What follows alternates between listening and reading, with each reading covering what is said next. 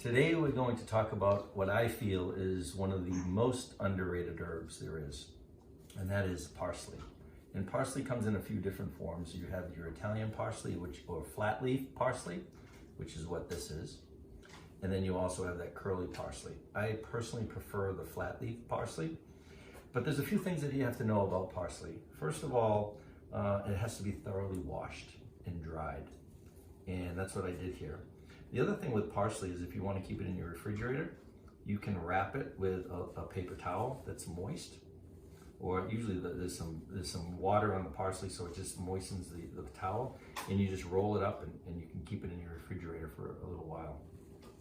So one of the things that are misunderstood about parsley is people enjoy chopping it, and they chop it so much that it too early that it turns into like this grassy, wet flavor and also smell.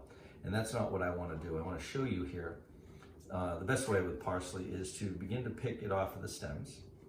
And I've got a little pile here going.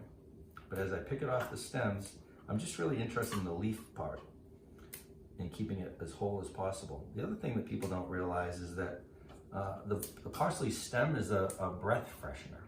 So sometimes if you want to freshen your breath, you just kind of chew on parsley. But anyway, when we're cutting the parsley itself, we're not just chopping up and down. What we're trying to do is put it into a little pile, put your fingers back, and you want to slice it. So this requires some type of a chef's knife or an all-purpose knife, not a small paring knife or anything like that. So see how I'm slicing down? What I'm trying to do is I'm not ruining the cell structure of the parsley, and what I'm doing is securing the actual true flavor of the parsley. And this is why I think parsley is underrated. When it's handled correctly, it has great flavor and subtle flavor that really enhances any kind of dish with freshness and a great layer of taste. So see how I'm just turning it and continuing to just slice it? Because that's what you're looking for.